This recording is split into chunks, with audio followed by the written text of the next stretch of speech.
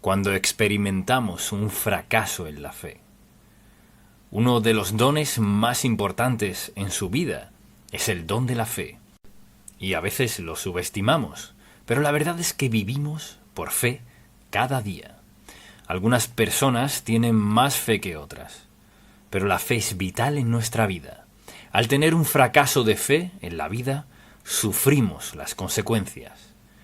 Cuando pienso en todos los pasajes de la Biblia, sobre todo en el Antiguo Testamento, considero lo prácticos que son en su descripción, y son ilustraciones tan hermosas, pero tan trágicas en cuanto a fracasos en la fe. Este es uno de ellos. Vayamos a Números, capítulo 13. Los hijos de Israel habían salido de Egipto por el Mar Rojo, al desierto, rumbo a Canaán, la tierra prometida que Dios le había prometido a Israel. Lo que ocurre aquí es un ejemplo hermoso y una lección impactante sobre lo que pasa cuando la gente pierde la fe. Y este mensaje se titula Cuando experimentamos un fracaso en la fe. Así pues, deseo definir lo que es un fracaso en la fe. Un fracaso en la fe es una falta de la expresión de nuestra fe, de confiar en Dios, al ser confrontados con un desafío, una prueba o una tentación. Al ser desafiados a confiar en Dios con algún reto en la vida, alguna prueba o tentación. Y nuestro pasaje es un ejemplo perfecto de esto. Y deseo que notemos algo aquí. Y hemos estado en Éxodo todo este tiempo, pero vayamos al libro de Números, capítulo 13, desde el versículo 1, y dice así: Y Jehová habló a Moisés, diciendo: Envía a tus hombres que reconozcan la tierra de Canaán, la cual yo doy a los hijos de Israel. Así que envió a un grupo de hombres a espiar la tierra, convencidos que Dios les había prometido a sus ancestros, Abraham, Isaac, Jacob y todos los demás. Canaán era su tierra prometida. Luego, veamos el versículo 25 de este mismo capítulo 13 de Números, y deseo que note el reporte que fue este. Y volvieron de reconocer la tierra a fin de 40 días, y anduvieron, y vinieron a Moisés y a Aarón, y a toda la congregación de los hijos de Israel, en el desierto de Parán, en Cades, y dieron la información a ellos y a toda la congregación, y les mostraron el fruto de la tierra. Así que habían recogido todo ese fruto, y les contaron diciendo: Presten mucha atención. Nosotros llegamos a la tierra a la cual nos enviaste, la que ciertamente fluye leche y miel, y este es el fruto de ella. Así que trajeron parte de ese fruto y hallaron lo que les prometieron. Mucha atención. Mas, tal vez quiera subrayar esa palabra, pues aquí es donde la gente comienza a fallar en la fe. Mas el pueblo que habita aquella tierra es fuerte, y las ciudades muy grandes y fortificadas. Y también vimos allí a los hijos de Anac. Amalec habita el Negev, y el Eteo, el Jebuseo y el Amorreo habitan en el monte, y el Cananeo habita junto al mar, y a la ribera del Jordán. Así que dijeron: ¿saben qué? Todo lo que dijeron era perfecto, mas... Entonces Caleb hizo callar al pueblo delante de Moisés y dijo: Subamos luego y tomemos posesión de ella, porque más podremos nosotros que ellos. Mas los varones que subieron con él dijeron: No podremos subir contra aquel pueblo, porque es más fuerte que nosotros. Mire lo que estaban viendo ellos, no lo que Dios les había dicho, sino lo que ellos vieron. Y hablaron mal entre los hijos de Israel de la tierra que habían reconocido, diciendo: La tierra por donde pasamos para reconocerla es tierra que traga a sus moradores, y todo el pueblo que vimos en medio de ella son hombres de grande estatura. También vimos allí gigantes, hijos de Anac, raza de los gigantes, y éramos nosotros a nuestro parecer como langostas, y así les parecíamos a ellos. Así que tienen para elegir: ¿creerán lo que dijo Dios? Les he entregado Canaán. ¿O creerán lo que dijeron los espías? Podemos hacerlo. ¿O creerán lo que dijeron los incrédulos? No, no podemos hacerlo.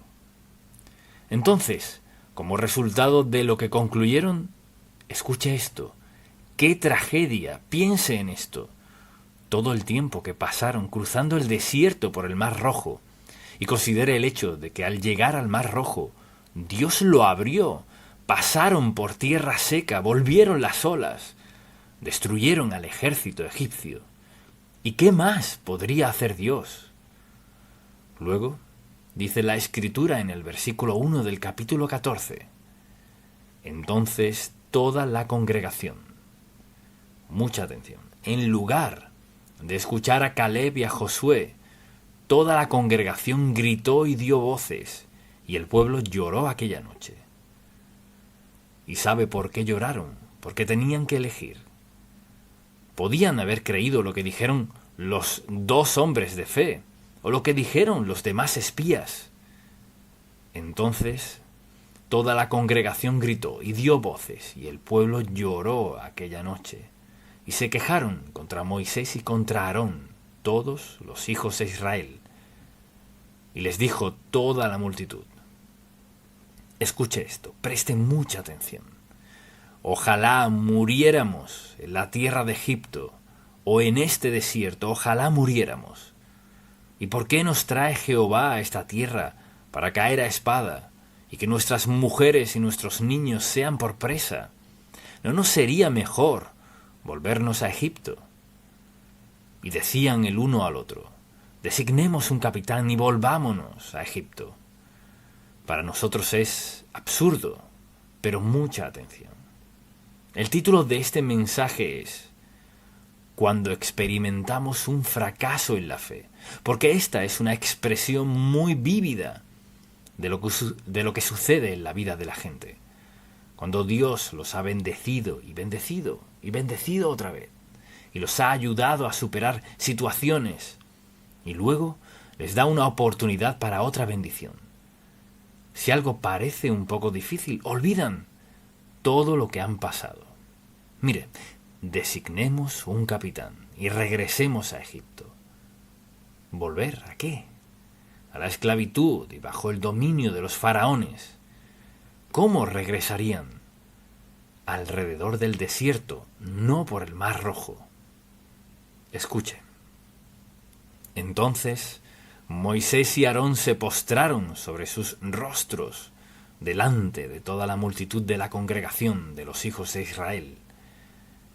Y Josué, hijo de Nun, y Caleb, hijo de Jefón, que eran de los que habían reconocido la tierra, rompieron sus vestidos y hablaron a toda la congregación de los hijos de Israel, diciendo: la tierra por donde pasamos para reconocerla es tierra en gran manera buena.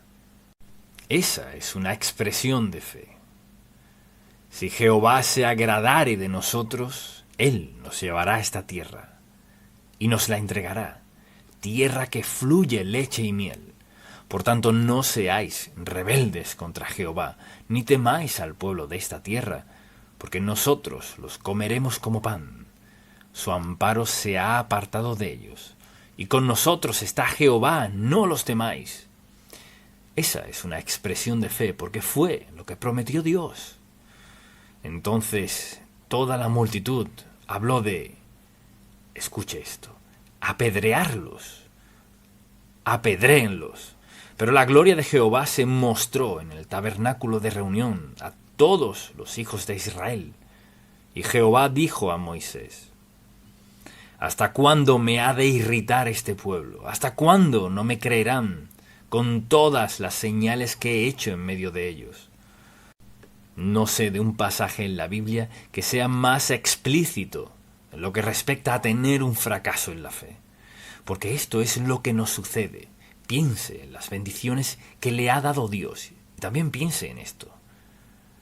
Pese a lo que haya en nuestro pasado, tenemos un futuro. Y parte del futuro es influenciado por el pasado. Pero si confiamos en Dios, su futuro para nosotros siempre es lo mejor. Así que todo un grupo fue a espiar la tierra y solo Josué y Caleb dijeron: si Dios dice que podemos hacerlo, podemos. Y Dios dijo que podemos hacerlo. No se trata, mire, envía tú hombres que reconozcan la tierra de Canaán, la cual yo doy a los hijos de Israel. Esa es la palabra viva del Dios vivo. Voy a darles la tierra.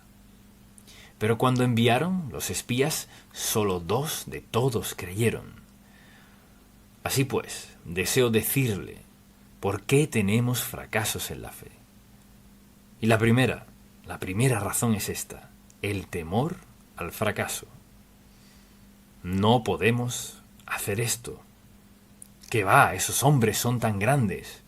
Y empezaron a describir todo eso. Y escuche lo que dice la palabra de Dios. Porque no nos ha dado Dios espíritu de cobardía, sino de poder, de amor y de dominio propio. Y citamos ese Salmo 23. Mire, lo citamos y luego desobedecemos a Dios. No temeré mal alguno. Y la palabra dice: ¿de quién temeré? Jehová es la fortaleza de mi vida. Pero pasa lo siguiente: el temor paraliza. El temor paraliza nuestra mente, paraliza nuestro razonamiento e incluso nuestro cuerpo. El temor es un sentimiento muy trágico, sobre todo en la vida de los creyentes, quienes tienen las promesas de Dios. Tienen todo cuanto han soñado en sus corazones. Los israelitas soñaron con la promesa de Canaán desde el yugo egipcio, esclavos del faraón. Luego fueron liberados y ahora libres, en las riberas de Canaán. Oh, no podemos hacer esto, no podemos hacer eso. Esos hombres son tan grandes. Y sí, la tierra es tal cual dijo Dios, tierra que fluye leche y miel. O sea, Dios no les dio ningún conocimiento falso, les dio conocimiento de cómo sería. Pero por escuchar las voces equivocadas, ¿qué sucedió? Piense en esto, piense en su edad en este momento, retroceda 40 años y considere el haber tomado una decisión y tener que vivir los siguientes 40 años en pobreza, pobreza extrema por un fracaso en la fe. Ellos, mucha atención, tenían todas las razones en el mundo para haberle creído a Dios. Escuchar las voces equivocadas puede afectar todo en nuestra vida. El temor al fracaso fue una de las principales causas. Otra causa, la segunda: información falsa. Aquí están estos 2 hombres, por aquí, que creen en Dios y el resto no cree en Dios. Entonces, este grupo dijo: les diremos lo que hay allá. Hay grandes ciudades fortificadas, gigantes, ejércitos grandes. No hay manera de hacerlo. Los otros 2, por aquí, Josué y Caleb, vieron con sus ojos lo mismo y dijeron: sí, podemos hacerlo. Y la diferencia fue su fe en Dios Todopoderoso, porque Josué y Caleb no se habían olvidado del Mar Rojo, no habían olvidado cómo Dios los libró del yugo egipcio. Ahora, allí enfrentaban esa información falsa. El hecho de decir: ¿qué sucederá? Seremos vencidos y perderemos. Tenga mucho cuidado con a quién escucha en su vida. Vuelvo a decirlo, mucho cuidado con a quién escucha en su vida. Debido a su falta de fe, si no tiene cuidado, se dejará contagiar por la actitud negativa de ellos, y en poco tiempo creerá lo mismo que ellos. Y hay una tercera razón por la cual fracasaron: no recordaron el poder de Dios en el pasado. O sea, ¿cómo pudieron olvidarse del Mar Rojo y la liberación del yugo egipcio? ¿Cómo olvidar eso teniendo lo que Dios les había prometido y la evidencia que les había dado? ¿Cómo es que Josué y Caleb pudieron decir: sí, sí, sí, y el resto del grupo dijo: no, no? ¿Sabe qué? Mucha atención. Ellos veían a los gigantes, mientras Josué y Caleb los veían mediante los ojos de Dios.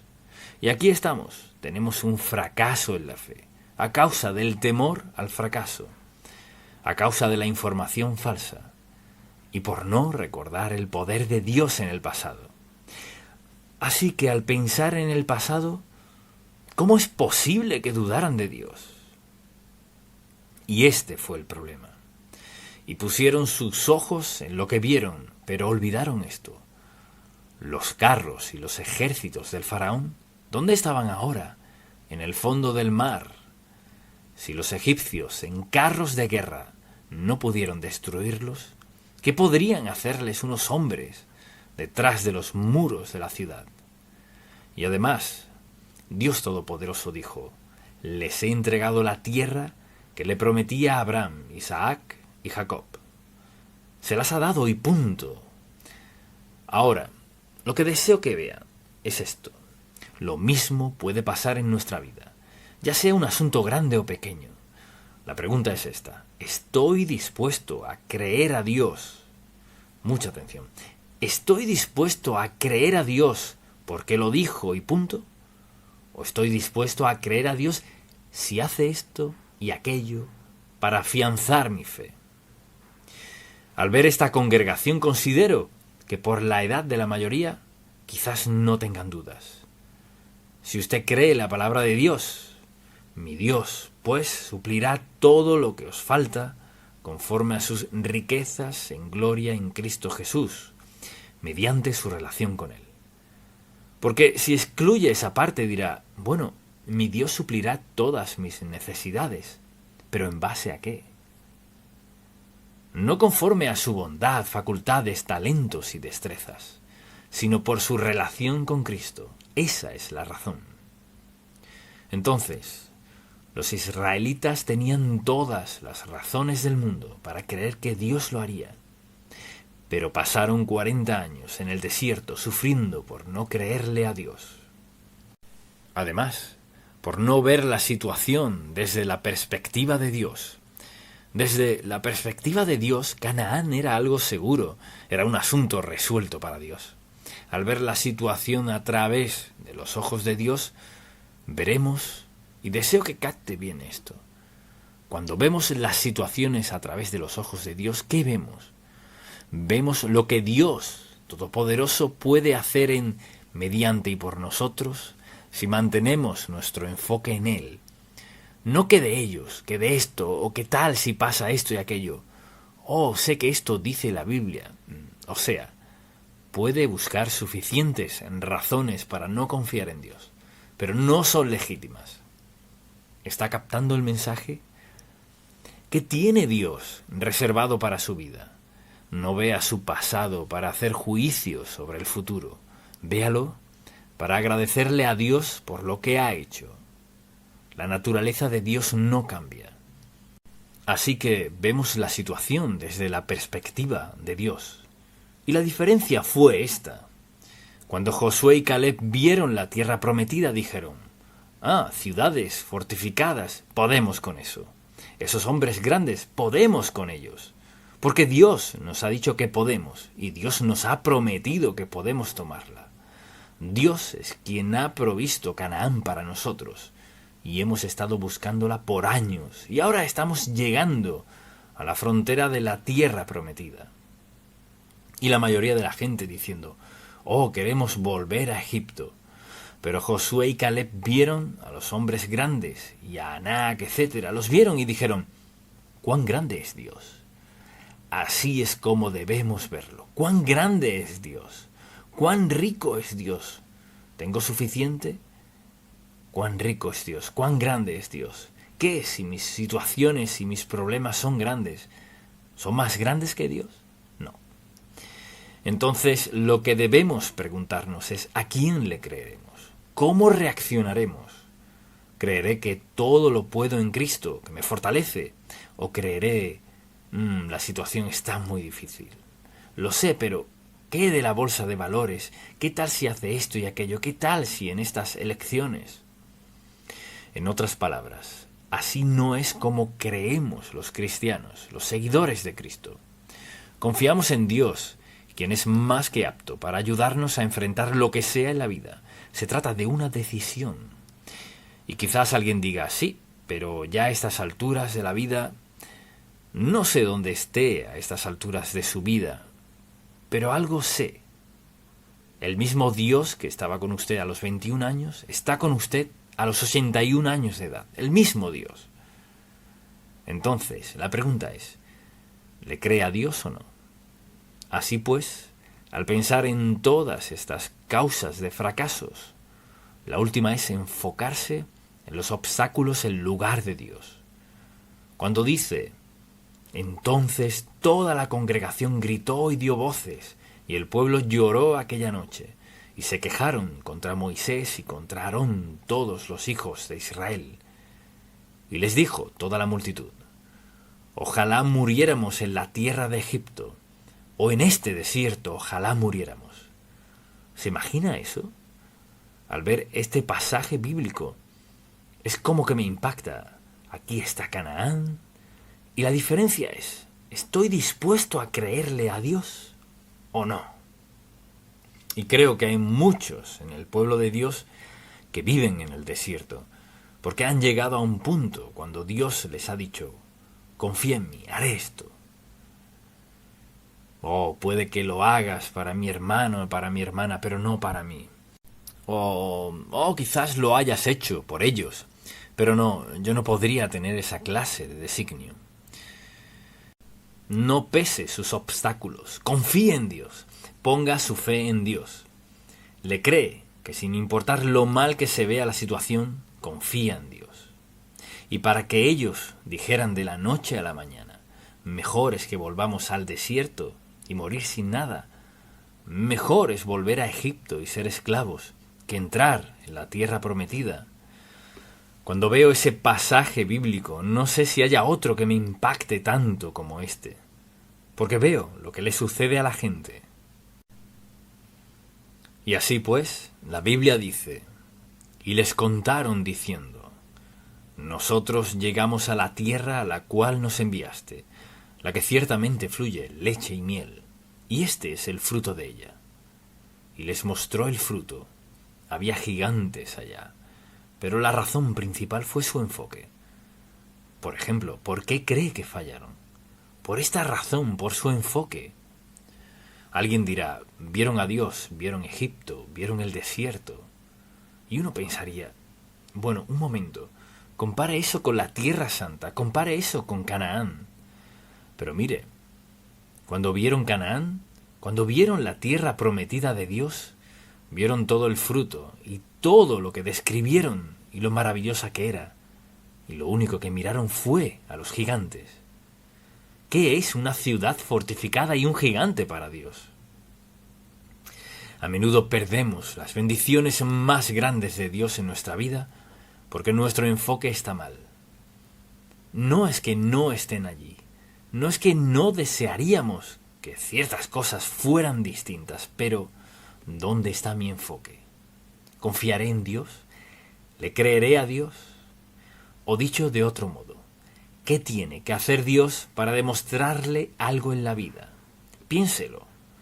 Si Dios le dice que haga algo o le dice, esto es lo que haré en tu vida, ¿qué tiene que hacer Dios para demostrárselo? ¿Acaso puede tan solo tomarle la palabra a Dios? La decisión es nuestra. Puedo ver las cosas desde el punto de vista de una persona consagrada a Dios o puedo verlas desde otra perspectiva y decir, no sé en mi caso, no merezco eso. No puede verlas así. Porque cuando estamos hablando con Dios y estamos orando a Dios y estamos escuchándolo y confiando en Él, ¿qué sucede? Todos los grandes obstáculos en la vida, Josué y Caleb no vieron gigantes, vieron hombres grandes que morirían igual de rápido con una espada, que son ciudades fortificadas. Mire, esto me encanta. ¿Qué es una ciudad fortificada para Dios Todopoderoso? ¿Acaso hay algo en Dios que cambie? entonces no hay que dudar de Él. Y quizás usted diga, sí, pero si Dios no cambia y le ama incondicionalmente y le salvó como uno de sus hijos, no hay excepciones a lo que Dios puede hacer y hará en su vida si confía en Él. Quizás no sea igual que en la vida de alguien más, pero ¿qué de su propia vida? Ninguno de nosotros es competente en sí mismo, solo lo somos en Dios. Y tenemos la promesa: no te dejaré ni te desampararé. ¿Puede mejorar eso? El Dios soberano del universo, quien lo controla todo, todo lo que existe sin excepción, dijo: no te dejaré ni te desampararé. Y ahora deseo preguntarle, ¿con quién irá usted si no va con Dios? Y en cada decisión, eso es lo que debemos escoger. Iré con Dios. Amén. Padre, te amamos, te alabamos y te agradecemos por toda la Escritura, y gracias por poner esto en tu hermosa palabra para advertirnos y alertarnos. Te pido que hoy alguien que esté viendo o escuchando, si aún no te ha aceptado como su Salvador, ayúdale a entender que está viviendo en el desierto. Quizás tenga oro y plata, acciones, bonos, bienes, pero aún vive en el desierto. Porque cuando su corazón lata por última vez, nada de eso importará.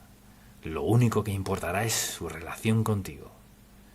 Te pido que le ayudes a aceptar al Señor Jesús como su Salvador y a darse cuenta que hoy puede ser salvo, ahora mismo. Te pido en el nombre de Jesús por esa persona que está viendo o escuchando hoy, se dé cuenta que hay un desierto allá, sin Cristo, y con Él es completamente distinto, y que acepte a Cristo como su Salvador. Señor, que este mensaje se grabe en el fondo del corazón de cada oyente, ahora mismo, en el nombre de Jesús. Amén. Los 7 hábitos de una vida consagrada a Dios. Una relación estrecha con Dios es hablar con Él. Dios le escucha y usted a Él lo obedece y Él le guía. Hay una gran comunión con Dios en la vida de quien confía en Dios. Hoy, en el programa, les presentaremos los 7 hábitos de una vida consagrada a Dios. Este mensaje se titula Los 7 hábitos de una vida consagrada a Dios. Debería escribir cada uno de ellos y preguntarse, ¿soy una persona consagrada a Dios? En primer lugar, veamos un par de definiciones.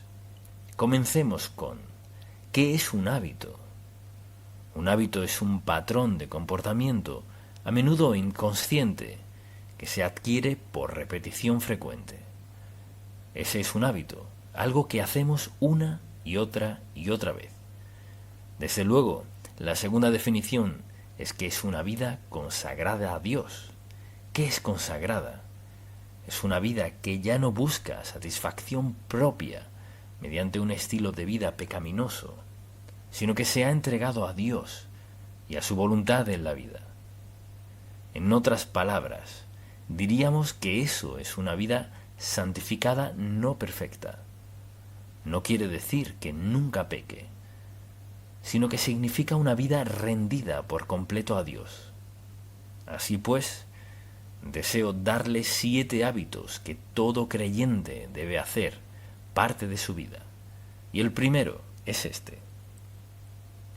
El primer hábito es una vida de oración. Uno de mis pasajes favoritos, muy sencillo, está en Marcos, capítulo 1. Cuando los discípulos nunca entendieron esto del todo, pero dice la Biblia, en Marcos, capítulo 1, versículo 35, levantándose muy de mañana, siendo aún muy oscuro, salió y se fue a un lugar desierto, y allí oraba. Y le buscó Simón, y los que con él estaban, y hallando la ley dijeron, todos te buscan. Eso es típico en cuanto a la forma de actuar de algunas personas. El Señor estaba haciendo lo más importante en la vida y no lo entendían. Y asimismo, por ejemplo, en Lucas capítulo 4, versículo 42, cuando ya era de día, salió y se fue a un lugar desierto, y la gente le buscaba. Y llegando a donde estaba, le detenían para que no se fuera de ellos. Pero él les dijo: es necesario que anuncie el Evangelio. Ahora, una vida de oración no se refiere a orar de vez en cuando. Se refiere a sentir cada día la necesidad, el deseo, el gozo y el gran poder que viene de orar, hablar con el Padre. Es decir, debe ser un hábito, algo que recurre en nuestra vida, no solo cuando estamos en aprietos, en necesidad, sino porque amamos a Dios y estamos agradecidos por quién es Él y lo que hace en nuestra vida. Por ejemplo, en Lucas capítulo 11, los discípulos vienen al Señor Jesucristo y le pidieron: enséñanos a orar como enseñó Juan el Bautista a sus discípulos. Así que habían visto algo distinto en la oración del Señor. No se trataba de algún ritual que se acostumbrara en aquel tiempo, pues sentían que le hablaba personalmente al Padre Celestial. Al ver esos versículos, piénselo. La verdad es que no se puede tener una vida consagrada sin tener una vida de oración. No se puede. Todos vivimos en un mundo de tentación, pruebas, penas, cargas y pecados. Y a donde vayamos, allí está. No podemos tener una vida consagrada a Dios, y no he dicho sin pecado, sino consagrada. Y ya definimos lo que eso significa. No se puede tener una vida consagrada sin una vida de oración, porque ésta nos conecta con Dios Todopoderoso y nos hace sensibles a su voluntad, propósito y plan para nuestra vida. Sin orar no habrá una vida consagrada. Si lo piensa, es la actividad más importante de nuestra vida. Necesitamos tener una vida de oración. Luego, el segundo hábito es tener fe o confianza en Dios, la palabra que mejor le guste. Me encanta el Salmo 103, versículo 19. Dice la Biblia: Jehová estableció en los cielos su trono, y su reino domina sobre todos. Pensemos en lo que significa ese versículo. Si Dios Todopoderoso ha establecido su trono en los cielos, presten mucha atención a su soberanía, o sea, su poder divino, sobrenatural, omnisciente, domina sobre todo. Que hacer eso nos da una gran base para creer en Él. Al saber que Dios está a cargo, no importa lo que suceda, ni cómo, ni mediante quién, ni por la razón que sea, sé que Dios tiene las riendas y puedo confiar en Él para lo que sea que permita en la vida. Creo que es un versículo muy importante, porque si no confiamos en Dios, si no confiamos, no oraremos. Debemos hacernos la pregunta, pues, ¿dónde está la confianza en mi vida espiritual? Fíate de Jehová de todo tu corazón, y no te apoyes en tu propia prudencia.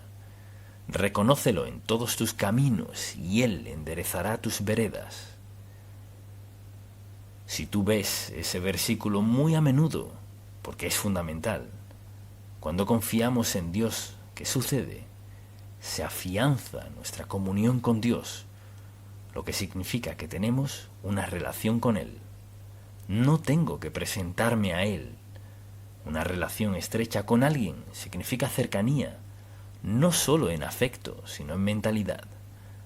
La forma de pensar, lo que siente, una relación tan cercana es la que debería tener todo matrimonio todos sus días. Una relación estrecha con Dios es hablar con Él. Dios le escucha y usted a Él lo obedece y Él le guía. Hay una gran comunión con Dios en la vida de quien confía en Dios. Si usted quiere saber si confía o no en Dios, hágase la siguiente pregunta. ¿Qué está preocupándome? Si puede ver a su alrededor y decir, no me preocupa nada, es porque está confiando en Dios. Lo que sea que le preocupe es lo que Dios le señala y dice, no me has confiado este aspecto de tu vida. Una vida consagrada es una vida de fe. El tercer hábito de esta vida maravillosa es el hábito de meditar en la palabra de Dios. No sé cómo usted describiría la importancia de eso, pero dicen las Escrituras. Veámoslo por un momento. Dice el salmista en el Salmo 63, versículo 6. Cuando me acuerde de ti en mi lecho, cuando medite en ti en las vigilias de la noche, porque has sido mi socorro, y así, en la sombra de tus alas, me regocija. Está mi alma apegada a ti, tu diestra me ha sostenido. ¿Qué significa meditar? Significa leerla, pensar en lo que dice, examinar mi corazón a la luz de lo que dice Dios, hacerle cualquier pregunta que tengamos, rendirle lo que sea que nos traiga a la mente. Al meditar en Dios pasa lo siguiente. La meditación es como verse en un espejo, pero también es ver más allá del espejo. Es decir, veo lo que ve Dios y veo más allá y lo veo a Él. Mi atención se centra en Dios. Cuando nos concentramos en Dios sucede esto.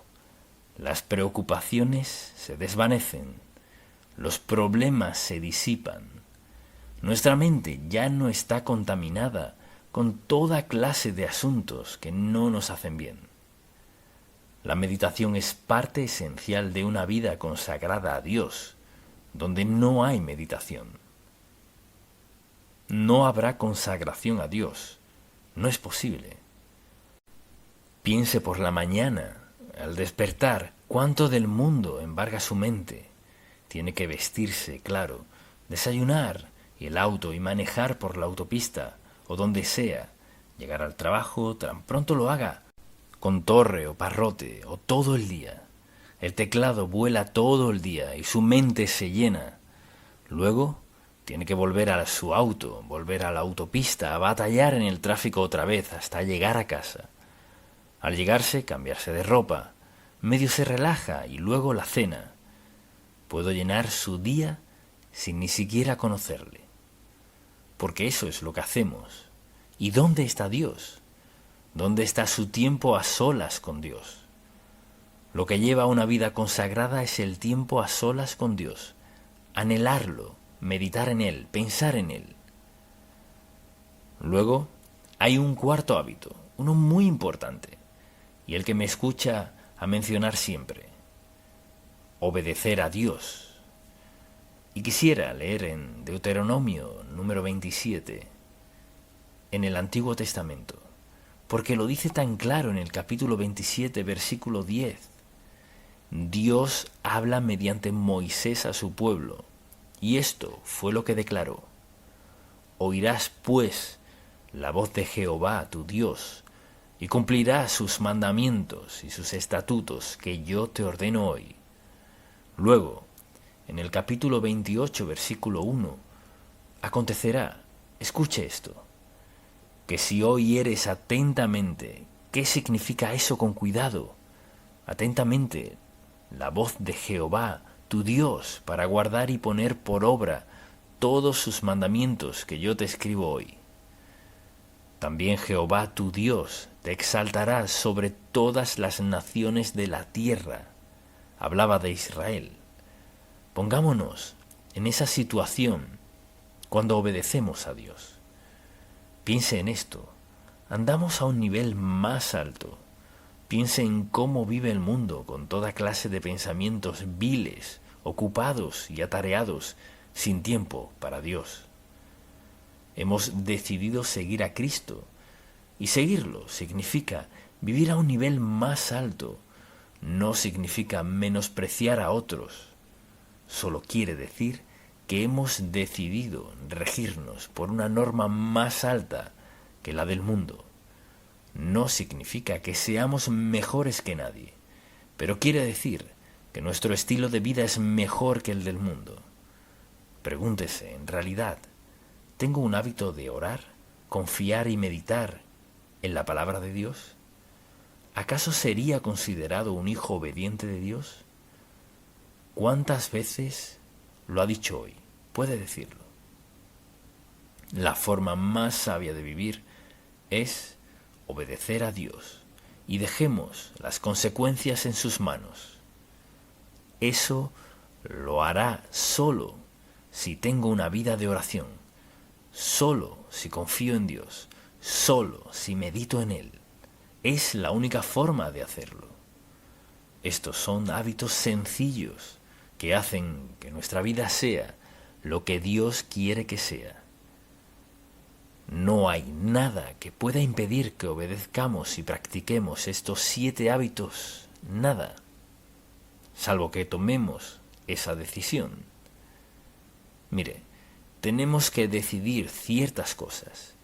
Tenemos que escoger entre seguir a otros o a Dios, tener esto o a Dios, esta senda o la de Dios. La razón por la que te menciono 7 hábitos es porque, recuerde lo que dije, un hábito es un patrón de comportamiento a menudo inconsciente que se adquiere por repetición frecuente, algo que hagamos de forma continua, y todo lo que he mencionado podemos hacerlo. La razón por la que no lo hacemos es por pensar que no es importante. Mire, la razón por la cual no tenemos hábitos sagrados, maravillosos e impactantes, edificantes, es porque cogimos la senda del mundo. No importa quién sea, ni cuándo está, don y con adinerado, ni con qué sabio se crea, ni cuánta educación tenga, no puede tener una vida consagrada, la mejor vida, sin poner en práctica estos 7 hábitos. Y ahora, ¿cuál es el 5.º hábito? El 5.º hábito es depender del Espíritu Santo. Alguien dirá, ¿qué significa? Eso quiere decir rendir nuestra vida a la presencia residente del Espíritu Santo. Recuerda lo que les dijo Jesús a sus discípulos. Siéntense a esperar en Jerusalén hasta que sean investidos, o sea, hasta que el Espíritu Santo venga a sus vidas. Y al hacerlo, estarán listos para hacer lo que les he encomendado. Así que le he dado varios pasajes. Algunos ya los conoces, quizás otros no, pero en Efesios capítulo 5 recordará lo que dice la Biblia en este pasaje en particular. Veamos el versículo 18. Dice así: No os embriaguéis con vino, en lo cual hay disolución. Antes bien, séis llenos del Espíritu. Mire, si tomara una jarra con 1/4 de litro, la colocará aquí y la llenará de agua hasta la mitad. Diría que solo está medio llena. Solo estaría llena cuando llegue al tope hasta el borde. El verbo que usa aquí el original griego, se llenó, significa algo continuo en la vida. En la mañana, al despertar en medio de nuestra oración, o al meditar aún antes de levantarnos, deberíamos decir: Señor, quiero que me llenes de tu Espíritu hoy. Eso significa, Jesucristo les dijo a sus discípulos en Lucas que antes de que hicieran lo que les habían encomendado, que esperaran en la ciudad de Jerusalén hasta que fueran investidos, hasta que viniera sobre ellos el Espíritu Santo, por la sencilla razón de que no están preparados para hacer lo que les ha encomendado sin la presencia del Espíritu Santo, quien les dará poder. Él les facultará, les enseñará, les dará guía y dirección para cumplir el llamado que les ha dado. Ahora, la mayoría de la gente no tiene ni idea de quién es el Espíritu Santo. Como seguidores de Cristo, creyentes en Cristo, lo aceptamos para recibir salvación. Somos morada de la tercera persona de la Trinidad, que es el Espíritu Santo. Cuando decidimos desobedecer a Dios, decidimos pecar contra el Espíritu Santo, quien mora en nosotros, a quien Dios envió a nuestras vidas para ayudarnos a hacer, a llevar a cabo, a lograr lo que sea que Dios nos tenga reservado en la vida. Nunca estamos solos, somos moradas de Dios, del Espíritu Santo, quien nos faculta, nos ayuda, nos alienta, nos fortalece, nos sana y más. Está allí porque necesitamos a Dios en nuestra vida, y Él lo sabía. Desde luego, hay un sexto que estará Dios y a otros. En el 6º capítulo de Lucas, es un capítulo muy conocido. Recordemos lo que dice. Da y se os dará medida buena. Escuche lo que dice. Apretada, remecida y rebosando, darán en vuestro regazo, porque con la misma medida con que medís, os volverán a medir. Cuando pienso en darme a Dios, mi ejemplo favorito es este, y estaba recordándolo anoche. Mi primera maestra de escuela dominical. Quizás tendría 3 o 4 años, porque comencé la escuela a los 5. Estaba muy pequeño. Nunca me puse al día, pero iba a la escuela dominical todos los domingos, y recuerdo las sillas de varios colores, verde, rojo, amarillo, azul, etc. La maestra de la escuela dominical, no recuerdo su estatura, pero en aquel entonces me parecía de 3 metros. Cuando estaba sentado tenía el cabello negro, una baba dulce y maravillosa. Y llegó el momento de recoger la ofrenda. Recuerdo que mi madre siempre me daba unos cuantos centavos para darlos. Nunca me dejaba ir sin nada que dar, así que antes de saber contar, mi madre me enseñó a darle a Dios. En mi primer empleo, repartidor de periódicos, ganaba $4 a la semana. Estaba agradecido de Dios y pensaba, no puedo darle monedas. Le di $1, que era el 25% de mi sueldo. Nunca pensé en eso. Solo pensaba en lo que recibiría a Dios. Después de eso tuve una ruta de periódicos que pagaba $16 a la semana y le daba a Dios más del diezmo. Luego, nunca, toda mi vida, he dado solo el diezmo, nunca. Por la sencilla razón que aprendí desde muy joven que no podemos superar a Dios en generosidad. Segundo, mucha atención. Ni siquiera podemos predecir lo que necesitaremos.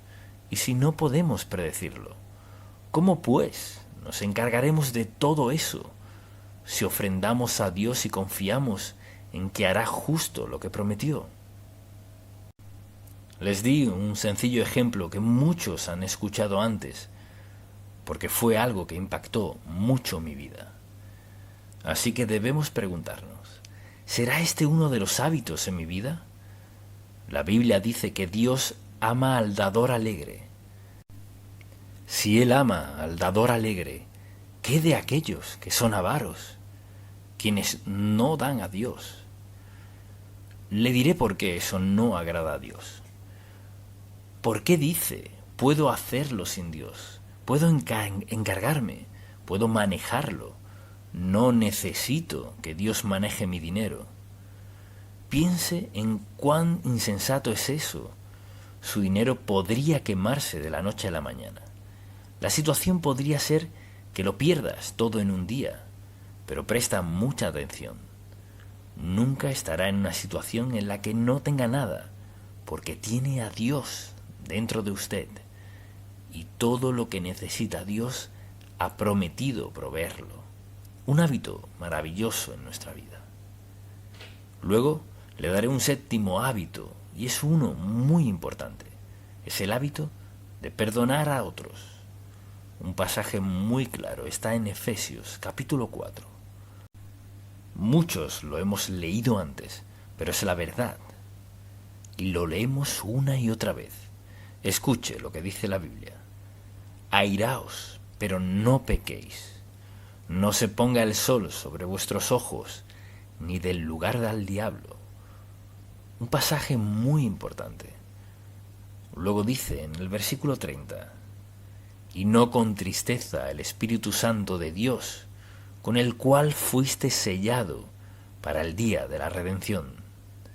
Y luego en el 31, quítense de vosotros toda amargura, enojo, ira, gritería y maledicencia, y toda malicia.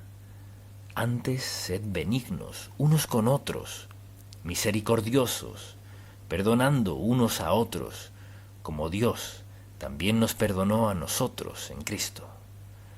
No siempre es fácil, ¿no?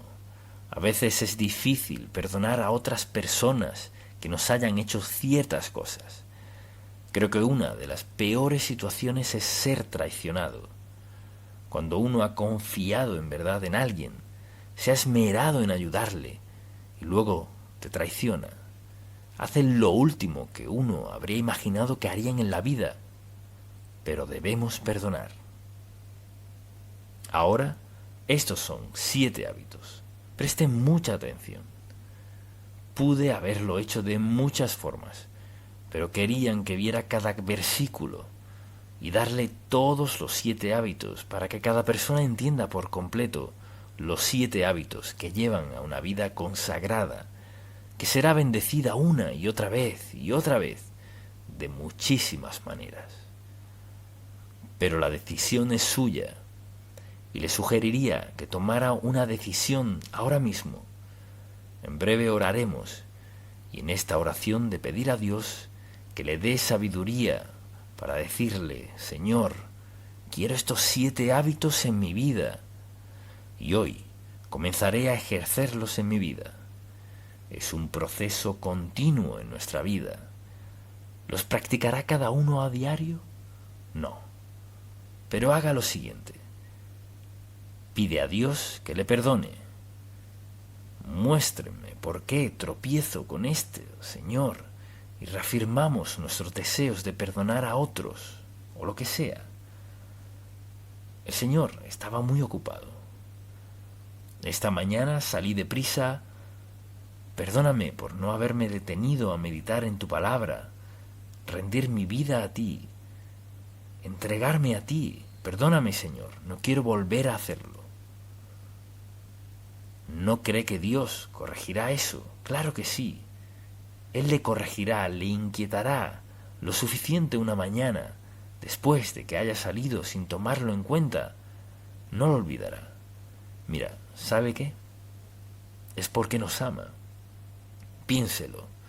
Toda la Biblia está llena de verdad, pero creo que estos 7 hábitos transformarán por completo su vida y le llevarán a lograr más de lo que su corazón podría haber anhelado. Ahora, si hoy está aquí y no es creyente, no es salvo, no ha aceptado a Cristo como su Salvador, entiendo que quizás no se aplique esto a su caso, pero permítame decirle esto: nunca podrá entender ni disfrutar la vida en plenitud hasta que no se entregue a Cristo, porque nunca podemos perder el entregarnos a Cristo, nunca. Dirá pues, ¿qué tengo que hacer? Debe pedirle al Señor que perdone su pecado, no porque lo merezca, sino porque Él fue a la cruz, murió en la cruz, dio su sangre por usted, pagó toda su deuda de pecado. Dice la Biblia, y al pedirle perdón a Dios por lo que ha hecho por usted, pagó su deuda.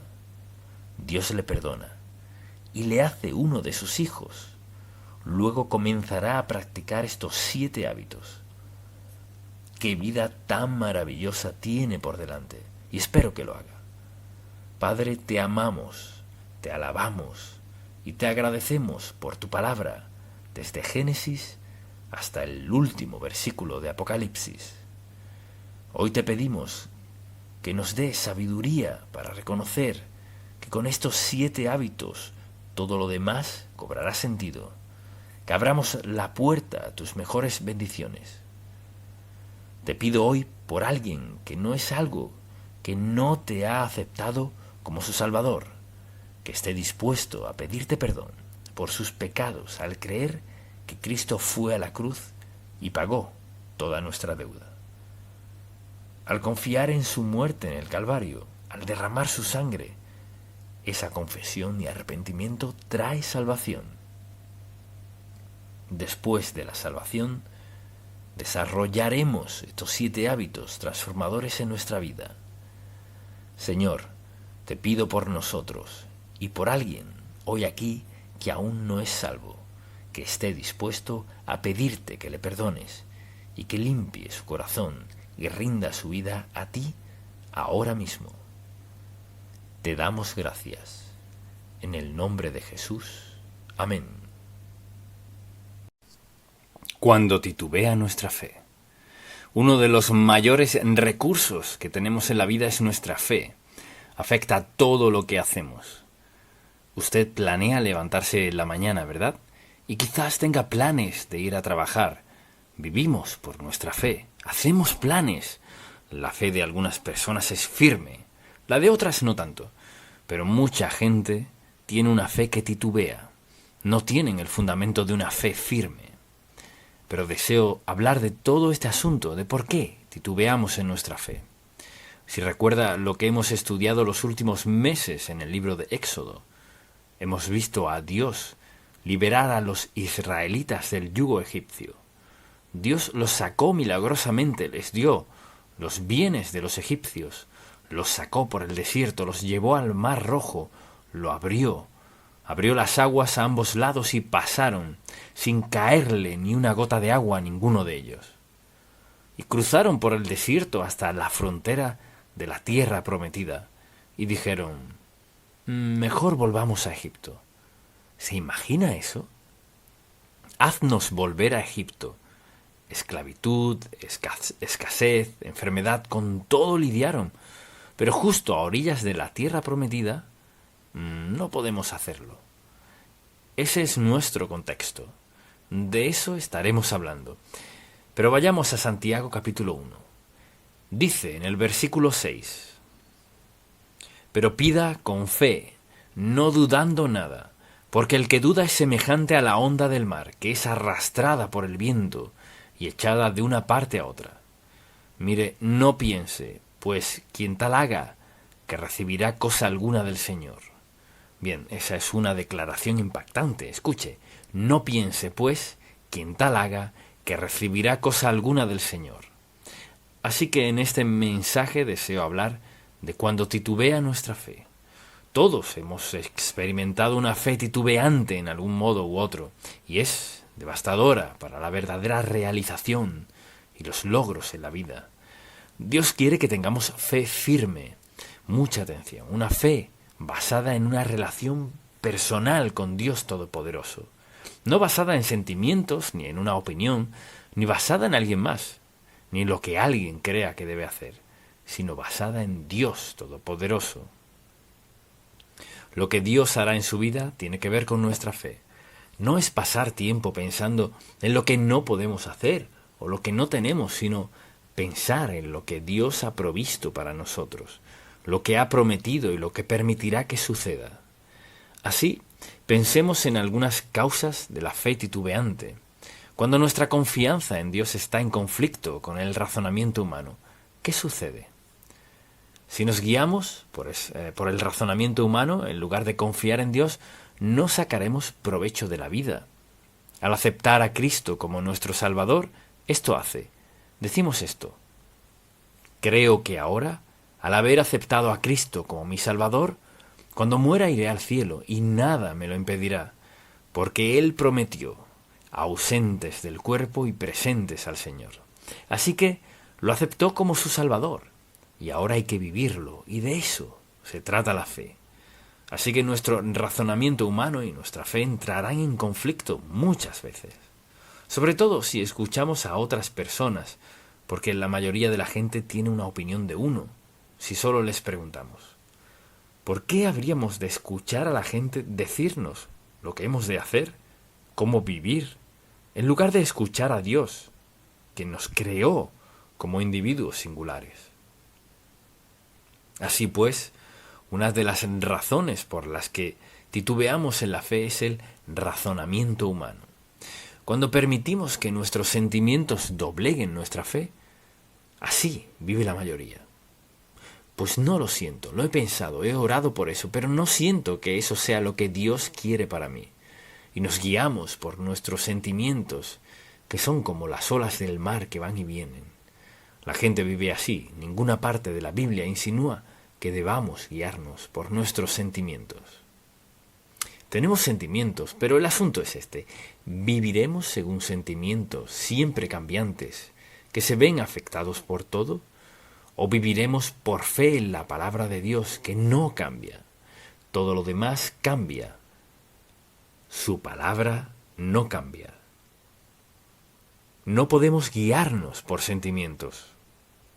O vivimos por sentimientos o por fe. No hay ni una palabra en la Sagrada Escritura que diga que nuestros sentimientos son correctos. Nos regimos por nuestra confianza en Dios. Será para nosotros lo que prometió ser. Asimismo, cuando no vemos a Dios actuar en nuestras circunstancias, creo que esto le sucede a mucha gente. Suceden cosas que no esperaban o no habían planeado y no ven a Dios en ellas. Y quizás alguien diga, bueno, ¿qué quiere decir con eso de ver a Dios en ellas? Presta atención, la mayoría de nosotros vemos a Dios en nuestras circunstancias, cuando éstas son buenas, cuando tengo lo que quiero, voy a donde quiero, manejo esto, he visto aquello, vivo aquí. Ahí es donde vemos a Dios, pero ¿qué tal si tocamos fondo y dejamos de tener todo eso? ¿Dónde está Dios? ¿Acaso ha desaparecido? ¿Ha cambiado? ¿El Dios que dijo, no te desampararé ni te dejaré, ha cambiado? No. Así que confiamos en Él, aunque no siempre entendamos lo que está haciendo, pero siempre actúa en nuestras circunstancias para cumplir su voluntad y para nuestro bien. Dios es el Dios del gran amor y planea guiarnos cada día, no para que todo se nos haga fácil, sino que en lo que sea que Él esté haciendo en nuestra vida, Dios tiene un propósito primordial. ¿Cree usted que Dios siempre obra a su favor? Pues claro que sí. Quizás no lo parezca, tal vez no lo sienta así. Puede que no veamos evidencia alguna, pero siempre obra a favor nuestro. Porque para llevarnos para acá, Dios sabe que, mire, para bendecirnos por aquí no puede ir en línea recta, pues nos dañará por acá, atrás. ¿Qué hace entonces? Nos lleva por suficiente dolor, dificultad, adversidad, que para cuando llegamos estamos tan agradecidos con Dios que nos deleita obedecerlo, nos encanta obedecerlo. De igual modo, cuando escuchamos malos consejos, cuidado con a quién escucha. Quizás alguien diga, bueno, he estado hablando con mis amigos sobre lo que estoy pidiéndole a Dios en oración, y ninguno piensa que debo hacerlo. Mira, no escuche a sus amigos. Y usted dirá, ¿está diciendo que nunca escuche a mis amigos? No, pero oiga, cuando se trata de decisiones a tomar en la vida, sus decisiones no son las de sus amigos. Sus decisiones quedan entre usted y Dios. No se trata de que no busquemos consejo piadoso, pero estos deben ajustarse a la palabra de Dios, a su espíritu y su guía para nuestra vida. Así que, hablando de las causas de la fe que titubea, otra de ellas es esta: cuando nos enfocamos en las circunstancias y no en Dios, y siempre caemos en esa trampa. Bueno, estas son mis circunstancias, en vez de estas son mis circunstancias a la luz del gran Dios soberano a quien sirvo, quien me ama incondicionalmente. No son mis circunstancias por sí solas, sino mis circunstancias de las cuales Dios está muy consciente. Él sabe Él sabe bien por qué estoy donde estoy, sabe bien lo que debemos hacer, sabe bien lo que debería hacer, sabe lo que no tiene sentido alguno, pero es su voluntad. Eso es lo que nos hace caer. Esto es por lo que comenzamos a orar y preguntarle a Dios qué debemos hacer. Y luego, muchas veces, al hacer eso y al hablar con nuestros amigos y al ver las circunstancias, decidimos, según nuestras circunstancias, lo que escuchamos y lo que sentimos. Decir, pues esa no podría ser la voluntad de Dios, cuando puede ser justo lo que Dios quiere. Porque, ¿cómo crecemos en nuestra fe?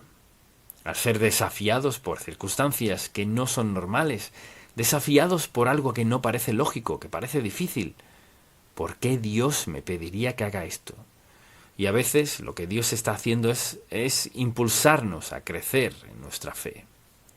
Dios siempre está velando por nuestro bien. Cuando nos enfocamos en nuestras circunstancias en lugar de Dios, algo comienza a suceder en nuestra vida. Otra causa es cuando no conocemos los caminos de Dios, los ignoramos. Si desconozco cómo actúa Dios, entonces me decepcionaré. Y alguien dirá, pues ¿cómo aprendemos cómo actúa Dios? De la palabra de Dios. Y piense en cuántas personas, desde que crecen, tienen una Biblia pero nunca la leen. O si la leen suelen leer sus pasajes favoritos. Pero Dios quiere que crezcamos. ¿Y cómo crecemos? Crecemos mediante nuestra fe, al confiar en Dios, al creer en Él, e incluso en los momentos de llanto y pruebas más difíciles. Debemos creer que Dios está haciendo algo bueno, pues mire, Dios es bueno y nos ama. Y aun en tiempos difíciles, cuando nos disciplina, sigue amándonos. Él sabe lo que necesitamos. Ahora, creemos que sabemos lo que necesitamos. Necesitamos una casa grande, un auto grande, ropa costosa, toda clase de joyas. Podemos mencionar de todo, ¿sabe qué? Dios no promete eso. Promete algo mucho mejor, una relación personal y estrecha con Él. Ese es el don más maravilloso que Dios podría dar y es lo que da. Y luego pienso en que los sentimientos de culpa por pecados pasados atormentan a la gente. Muchas personas que han sido salvas lo saben. Sin embargo, nunca crecen y es por esta razón. Creen que Dios las salvó, pero no creen del todo que Dios les haya perdonado pecados en su pasado, de los que quizás se avergüencen o quizás ciertas cosas que tanto lamentan que les hayan pasado. De algún modo no pueden creer que en verdad Dios las haya perdonado. He conocido a mucha gente así en la vida. Pues sé que soy salvo, sé que acepté a Cristo como mi Salvador, pero pasó esto en mi vida y no creo posible que Dios pueda perdonármelo. ¿Qué es lo que Dios no puede perdonarle? Pues así es Él, un Dios que perdona. Mire, algo que Dios no hace es volver y decir, no. Cuando Dios perdona, es en su mente divina olvida. Mire, Dios no nos recrimina lo que ya nos ha perdonado. Ahora, lo que nos llevó a pecar tiene fruto y a veces son circunstancias muy difíciles. Así que cosechar lo que sembramos, más de lo que sembramos y después de sembrarlo, no quiere decir que Dios esté en contra nuestra. Pero la naturaleza de ciertas cosas, cosechamos más de lo que sembramos y después de sembrar. Y no dice, pero Dios no nos perdona. No. Mire, aun cuando hemos cometido errores, cuando hemos pecado contra Dios, Él nos ha perdonado. Fíjese, aun al sufrir las consecuencias de grandes errores, Dios Santo está con nosotros para ayudarnos, facultarnos, recordarnos que los frutos y las consecuencias de lo que hicimos siguen allí, y lo sentimos, pero Él nos ha perdonado, nos perdona pese a todo. Y aquí es donde muchos cristianos llegan a cierto punto en su compromiso con el Señor y dicen, pero hace mucho tiempo pasó esto en mi vida y no sé cómo Dios podría perdonarme. Yo se lo diré. Le diré cómo Dios puede perdonarle lo que sea. No dije que no habría consecuencias, pero le diré cómo Dios perdonará cualquier cosa. Ve a la cruz.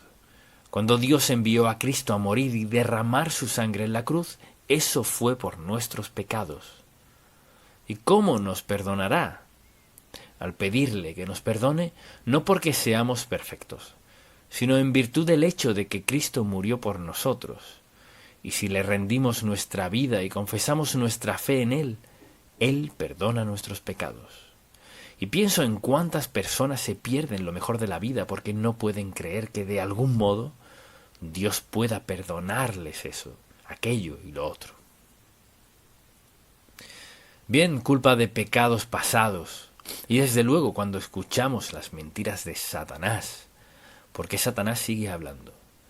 He conocido a personas maravillosas que nunca serán felices en su vida, porque no pueden cerrar sus ojos a las acusaciones del diablo.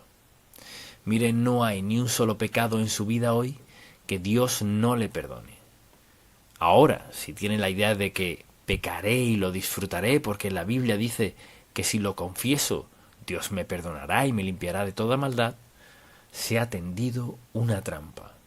Está poniendo a prueba a Dios, pero Dios lo perdonará cualquiera que sea su pasado, porque es Dios de amor, de bondad y misericordia, y ha pagado el precio de nuestros pecados. Dios quiere que confiemos en Él, y si confiamos en Él, creceremos en nuestro andar cristiano, y si no confiamos, no creceremos.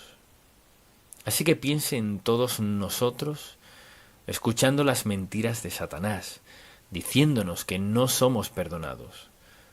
Sí somos perdonados. ¿Cómo corregir entonces la fe titubeante? Todos la hemos experimentado en algún momento u otro. ¿Cómo corregimos eso en nuestra vida? Pregúntese, ¿de dónde proceden estas dudas? Vienen del diablo. Satanás quiere que dudemos de que somos salvos y de que somos perdonados. Y sigue, y sigue, y sigue. Él es el origen de nuestras dudas. Dios es maravilloso y nos ama. Y cuando dudamos de Él, el mejor lugar a donde acudir es estrictamente a la palabra de Dios. Y decir, Señor, ¿qué dices de esto? Así que pregúntese, ¿de dónde provienen estas dudas? Y luego pregúntese, ¿acaso no prometió Dios suplir todas nuestras necesidades? Así es, Él prometió suplir cada necesidad nuestra. ¿Qué le ha pedido usted a Dios que Él no haya hecho y que fuera conforme a su voluntad, propósito y plan para su vida? Dios nunca nos falla. Entonces, pensemos en esto. ¿No nos dio Dios la ayuda del Espíritu Santo para facultarnos en todo lo que Él nos pida hacer? Así es. Cuando aceptamos a Cristo como Salvador, el Espíritu Santo vino a morar en nosotros. El Espíritu Santo está allí para ayudarnos a lograr cualquier cosa que Dios nos haya pedido. Él nos ha dicho, esto es lo que quiero que hagas, así que hazlo. Él siempre está allí. Es nuestro compañero y es nuestro guía para ayudarnos a hacer y a lograr todo lo que nos ha pedido. Dios nunca nos guiará mal, ni nos desviará de ningún modo y en ninguna circunstancia. Él siempre desea beneficiarnos al máximo. La pregunta es, ¿quiere escucharlo?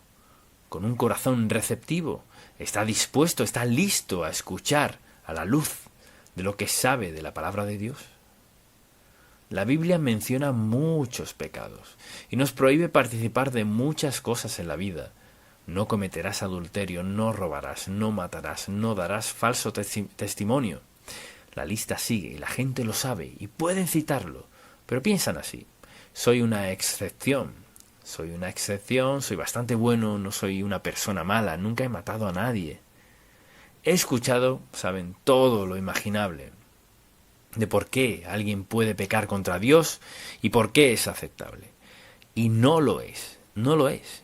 Mira, no importa quién sea, lo que sea, cuánto tiempo haya conocido al Señor, no puede. No se puede cambiar un principio bíblico, uno de los cuales dice, y sabed que vuestro pecado os alcanzará. En segundo lugar, cosechamos lo que sembramos. más de lo que sembramos después de sembrarlo. No podemos cambiar eso. Así que deseo que pensemos en esto. Para una vida de fe hay que saber lo que dice la palabra de Dios. Dios quiere lo mejor para nosotros. Y lo mejor para nosotros exige algo de nosotros. ¿Y acaso no prometió Dios estar con nosotros en todo momento? Sí. ¿Hay algo demasiado difícil para Dios? No.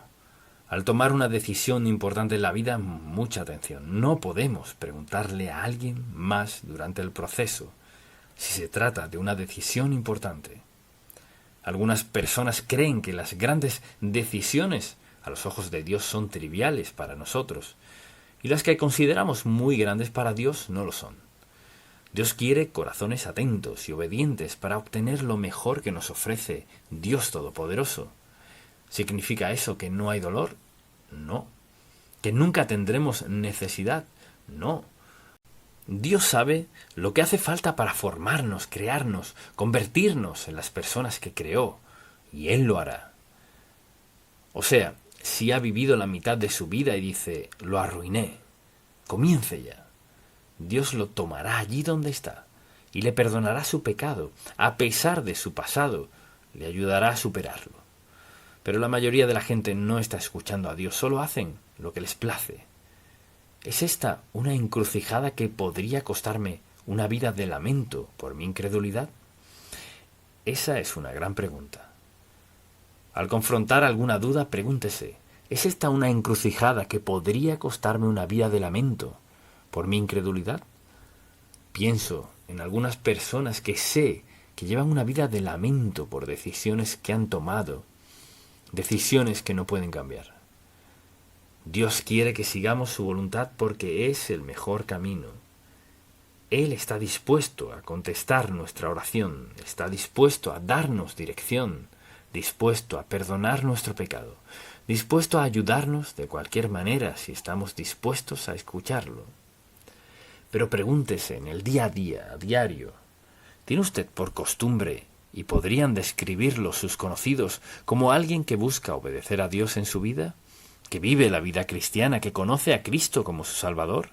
¿Es esa clase de persona? ¿Lo conocen como esa clase de persona? Es nuestra relación con Dios al escucharlo y obedecerlo. Y así, al pensar en esto, quizás sea una de las cosas más sencillas que podría decirle. Sin embargo, una de las más importantes. Véalo así. He vivido lo suficiente para aprender que lo más importante en la vida del creyente es el tiempo que pasamos meditando en la palabra de Dios y hablando con Él. No hay excepción. Esa es la forma de emplear el tiempo más importante en mi vida. Leer la palabra. Y quizás diga, pues no la entiendo toda. Hay temas en la Biblia que no entendemos del todo. Lo más importante en nuestra vida, la mayor garantía de dirección en nuestra vida, si leemos su palabra y lo escuchamos, es que Dios nos dirigirá en cada ocasión. Y le diré que tengo algunos pasajes favoritos. De hecho, deseo que escuche esto y luego le diré dónde se encuentra. Cuando trato de tomar alguna decisión o enfrento alguna situación, es aquí a donde acudo. Mi siervo eres tú. Te escogí y no te deseché. No temas, porque yo estoy contigo. No desmayes, porque yo soy tu Dios, que te esfuerzo. Siempre te ayudaré. Siempre te sustentaré con la diestra de mi justicia. He aquí que todos los que se enojan contra ti serán avergonzados y confundidos. Serán como nada y perecerán los que contienden contigo. Buscarás a los que tienen contienda contigo, y no los hallarás. Serán como nada y como cosa que no es aquellos que te hacen la guerra. Porque yo, Jehová, soy tu Dios, quien te sostiene de tu mano derecha y te dice, no temas, yo te ayudo. Isaías, capítulo 41, desde el versículo 9. Debe escribirlo, Isaías, todo lo que abarca ese pasaje. Cuando he enfrentado los momentos más difíciles, cosas que destruirían a una persona, ese es mi refugio. Isaías 41. Tengo otros pasajes. Es la palabra de Dios. Es la palabra de Dios lo que nos mantiene en el buen camino, cuando todo lo demás quizás vaya mal en nuestra vida. Pero ahí está. Te ayudaré, yo te esfuerzo, te sustentaré. La promesa de Dios para nosotros. Así que al pensar en su fe, recuerde esto, está ligada a la palabra de Dios. Su fe aumentará en fortaleza y poder al pasar tiempo en la palabra de Dios. Quizás esté hoy aquí sin conocer a Cristo como su Salvador, pues ¿cuál es el primer paso? Es pedirle a Cristo que perdone sus pecados, no porque vaya a ser mejor, ni que lo merezca, sino porque Él dijo que si confesamos a nuestros pecados, Él es fiel y justo para perdonar nuestros pecados y limpiarnos de toda maldad. Cuando Cristo fue a la cruz, murió y pagó nuestra deuda de pecado. Si usted le pide que lo perdone, lo hará, y luego procederá a guiarlo, dirigirlo y ayudarle a entender la palabra de Dios. Cambiará toda su vida. Espero que haga eso. Quien sea y donde esté, Dios está dispuesto a cambiar su vida si se lo permite. Amén. Padre, gracias por tu maravillosa palabra. Te pedimos que el Espíritu Santo grabe estas verdades en cada corazón. Danos la valentía necesaria, Señor, para obedecerte, aunque no veamos con mucha claridad. Y cuando nos envíes, danos sabiduría y valentía para ir a hacer lo que sea que quieras que hagamos en la vida. Te amamos, te adoramos y te bendecimos por cada bendición que nos das, pero sobre todo por tu presencia y tu poder en nosotros. En el nombre de Jesús. Amén. Consecuencias de un fracaso en la fe. ¿No es extraño cómo a menudo Dios nos bendice y luego no reaccionamos como es debido? Después nos preguntamos por qué pasamos por dificultad y apuros. ¿Dónde está Dios? Está donde siempre, dispuesto a bendecirnos, expresarnos su amor, perdonar nuestro pecado, escribir nuestro nombre en el libro de la vida y un día llevarnos al cielo. ¿Y por qué no lo entendemos desde temprana edad? Bien, eso es cierto en toda la palabra de Dios. Los israelitas habían estado bajo el yugo egipcio unos 400 años, y Dios los liberó, los llevó por el desierto y luego, en el momento propicio, los llevó por el Mar Rojo hasta el desierto otra vez, hacia la tierra prometida, Canaán. Habían escuchado de ella por muchos años, de una tierra que Dios les había prometido. Dios tenía un lugar para ellos, su país, no Egipto. Así este pasaje comienza con la reacción de ellos a la gran bendición de Dios. Deseo que escuche atento, porque este pasaje bíblico ilustra las muchas veces en la vida cuando estamos por recibir una bendición, cuando la recibimos y cómo reaccionamos. Entonces quisiera que vayamos a Números, capítulo 13. Y lo que ha pasado aquí es que Moisés envió espías a explorar esa tierra prometida. Así sabían que tendrían que pelear y tomarla en guerra, y esta fue la reacción de ellos. Moisés envió a alguien de cada tribu, y en el versículo 27 le dan un informe de lo que vieron. Ciertamente fluye leche y miel, y este es el fruto, y siempre hay esta clase de gente en cualquier grupo. Mas el pueblo que habita aquella tierra es fuerte, y las ciudades muy grandes y fortificadas. Y también vimos allí a los hijos de Anac, hombres gigantes. Amalec habita el Negueb, y el Eteo, el Jebuseo y el Amorreo. Todos esos eos y el cananeo habita junto al mar. Es decir, espiaron a todos.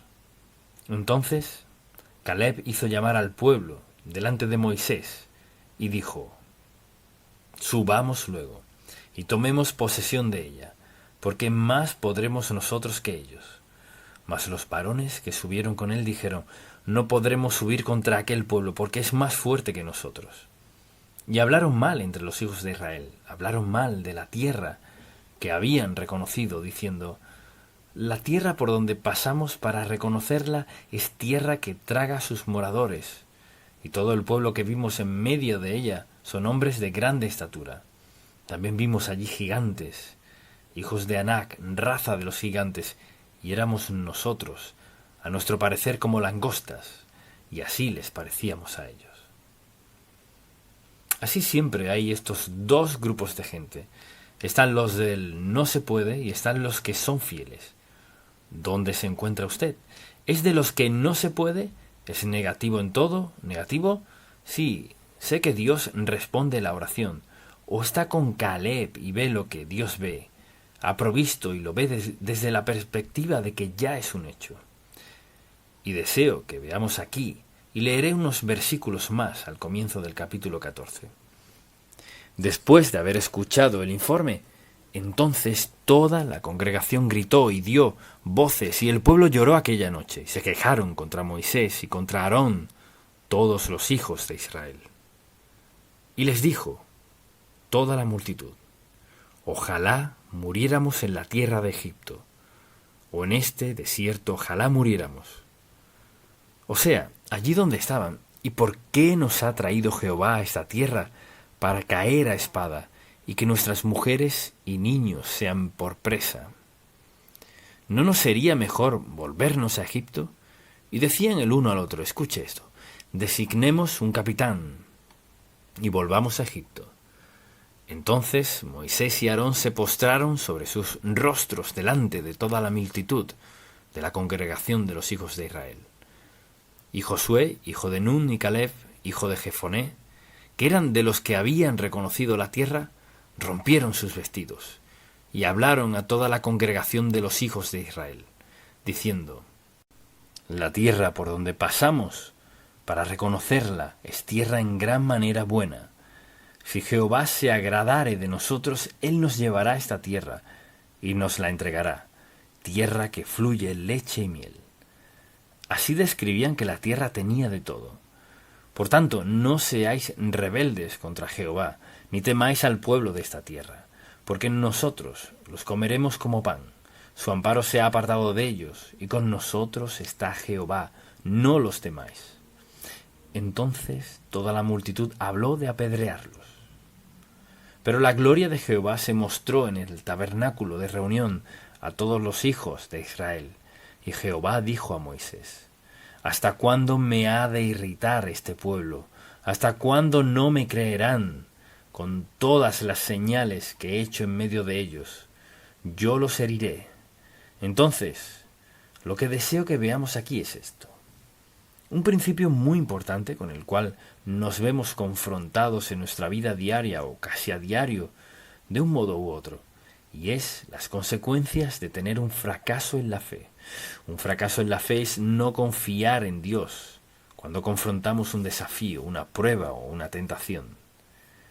Todos seremos probados y tentados a veces, seremos tentados a volver, y eso acarrea consecuencias. Y así se encuentran diciendo no a la promesa de Dios Todopoderoso, que había sido explorada por dos siervos fieles, y ahora estaban en la frontera y a punto de cometer el mayor error de sus vidas. A menudo nos esperan las mejores bendiciones de Dios, espirituales y otras, si andamos en su senda, seguimos su tiempo, esperamos y confiamos en Él, y nos movemos cuando diga. Oh, es tan bueno. ¿Cuántas veces has sufrido un fracaso en la fe? De eso se trata todo este tema. Es decir, un fracaso en la fe. Y eso puede pasar tanto en asuntos pequeños como en los grandes. Entonces, ¿cuál fue la reacción de ellos? Profunda decepción.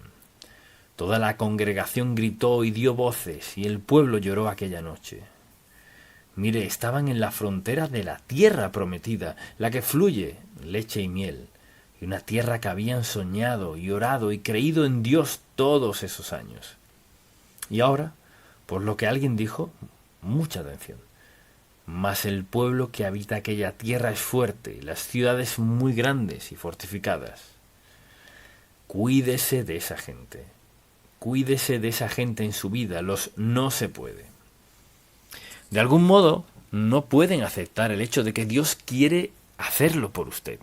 No tiene nada que ver con si lo merece o no. ¿Hay alguien aquí libre de pecado? No.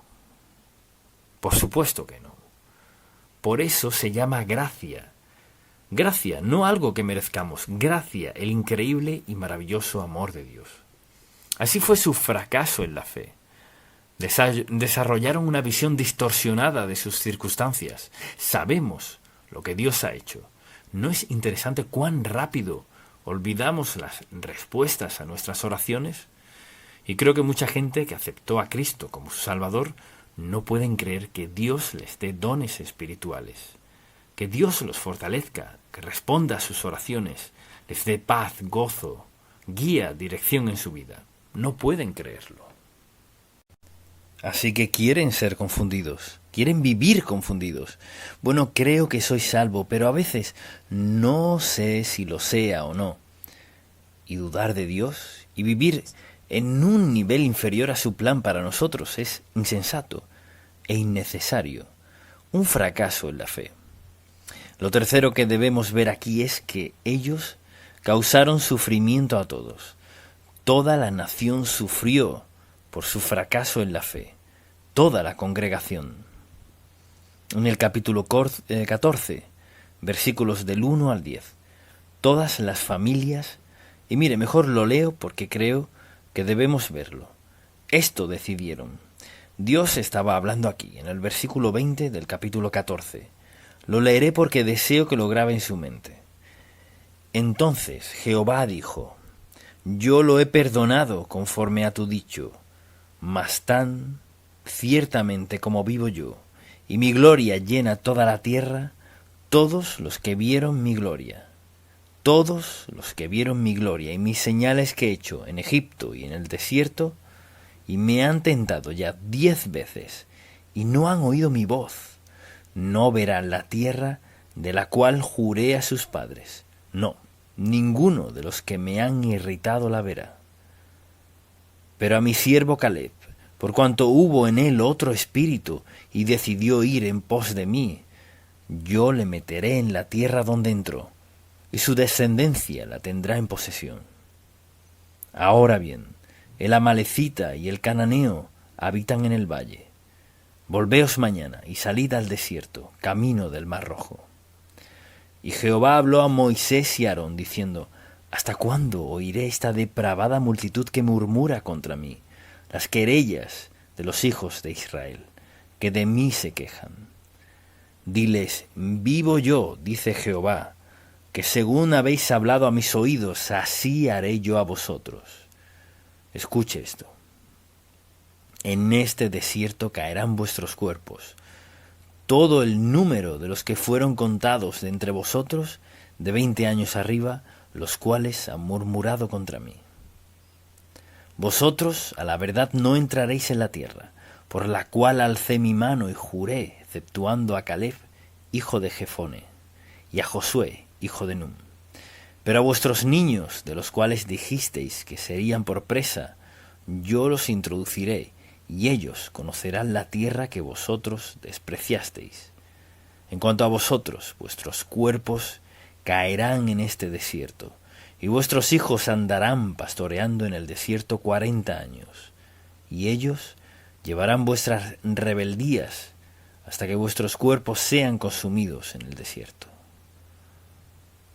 Cuando un Dios nos ofrece algo, cuando nos llama a hacer algo que es justo, bueno y santo, y nos promete una bendición, a menudo hay un severo castigo por no aceptar lo que Dios nos da. Mire, fue una gran bendición. Bien, Dios dijo, bien, 40 años, 40 días, y dijeron no. 40 años morirán en el desierto. Y quizás alguien diga, eso me parece muy severo. No. Conforme al número de los días, de los 40 días en que reconocisteis la tierra, llevaréis vuestras iniquidades 40 años, 1 año por cada día, y conoceréis mi castigo. Yo Jehová he hablado. Así haré a toda esta multitud perversa que se ha juntado contra mí. En este desierto serán consumidos, y ahí morirán. Y los varones que Moisés envió a reconocer la tierra y que al volver habían hecho murmurar contra él a toda la congregación, desacreditando aquel país, aquellos varones que habían hablado mal de la tierra, murieron de plaga delante de Jehová. Pero Josué, hijo de Nun, y Caleb, hijo de Jefone, quedaron con vida de entre aquellos hombres que habían ido a reconocer la tierra. Esta es una advertencia divina para todo hijo de Dios. Mire, al otro lado de su experiencia de salvación, ¿qué está haciendo? ¿Lleva usted una vida consagrada? Dios la ha provisto. Él nos ha dado todo lo que necesitamos. Es decir, a veces, como creyentes, queremos culpar a Dios por algo que pasa en la vida, cuando la verdad es que no vivimos a la altura de las promesas que Él nos ha hecho, y por ende, sufrimos las consecuencias. Bien, veamos esto. Empeoramos todo al intentar corregir nuestra desobediencia sin la ayuda de Dios. Eso fue lo que pasó. Así, escuche. Y Moisés dijo estas cosas a todos los hijos de Israel, y el pueblo se enlutó mucho. Y se levantaron por la mañana, y se levantaron y subieron a la cumbre del monte, diciendo: Henos aquí para subir al lugar del cual ha hablado Jehová, porque hemos pecado. Y dijo Moisés: ¿Por qué quebrantáis el mandato de Jehová? Esto tampoco os saldrá bien. No subáis, porque Jehová no está en medio de vosotros. No seáis heridos delante de vuestros enemigos, porque el amalecita y el cananeo están allí delante de vosotros, y caeréis a espada, pues por cuanto os habéis negado a seguir a Jehová, por eso no estará Jehová con vosotros. Pero igual subieron. Esto es lo que pasa, mire, al desobedecer a Dios adrede, y luego queremos evitar el juicio, el castigo, y decidimos, pues sí, esto es lo que haré ahora. Sé que eso estuvo mal, pero esto es lo que haré. Sin embargo, se obstinaron en subir a la cima del monte. Pero el arca del pacto de Jehová y Moisés no se apartaron de en medio del campamento. Y descendieron el amalecita y el cananeo, que habitaban en aquel monte, y los hirieron y los derrotaron, persiguiéndoles hasta Horma. Hay algunas decisiones en la vida, y puedo decirle que sé que esto es verdad, hay decisiones en las que tenemos una sola oportunidad. Desobedecer a Dios suele ponernos en una posición donde nos arrepentimos del pecado y pedimos perdón a Dios y le decimos cuán avergonzados estamos, pero eso no subsana el castigo, no. 40 largos años en el desierto, y volveremos a ello más tarde, recordará que los mordieron serpientes y todo lo demás. Y por cierto, su menú era el mismo siempre. ¿Y por qué lo hicieron? Porque no confiaban en Dios, no creían en Dios, no aceptaban el desafío de Dios. 2 hombres de todo el grupo, y la gente hoy día con frecuencia se pregunta por qué le va tan mal. Permítame decir esto, y se lo digo por amor, porque me intereso por su bien y porque sé qué pasa. Al desobedecer a Dios de forma deliberada e intencional, sobre todo en decisiones muy importantes en la vida, Dios es perdonador, pero Él puede perdonarnos sin quitar el castigo. Esa parte no la entendemos, porque le pedimos perdón y nos perdona. ¿Quitará eso el castigo? Depende del pecado. Dios los perdonó de ese pecado, pero no quitó el castigo. Por eso, vivir en obediencia es algo de suma importancia. Y quizás usted diga, recuerdo en mi vida errores que cometí. No digo que Dios no perdone. Él dice, si confesamos nuestros pecados, estamos de acuerdo con Él. Él es fiel y justo para perdonar nuestros pecados y limpiarnos de toda maldad. Pero la Biblia también dice que cosechamos lo que sembramos y punto. Y no dice, si confesamos y nos arrepentimos, se quitará todo el pecado. No, no dice eso. Dios perdona, pero a menudo no borra las consecuencias. Y si pensamos en esto también, al ver todo esto pienso, pues ¿cómo corregimos esto? Bien, hay una corrección. Lo primero es meditar en la palabra y decir, Señor, habla a mi corazón con un pasaje. Ayúdame a ver en tu palabra algo que se aplique a mi corazón donde estoy en este momento. Fortalece mi fe. Ayúdame a mantener mi enfoque. Y cuando pienso en esto, considero el impacto que esto tuvo en Josué. Vayamos al libro de Josué un momento. Antes de predicar mi primer sermón estaba en mi habitación. Mi madre entró y dijo: quiero darte un versículo antes de que prediques. Y fue este: mira que te mando que te esfuerces y seas valiente. No temas ni desmayes, porque Jehová tu Dios estará contigo en donde quiera que vayas.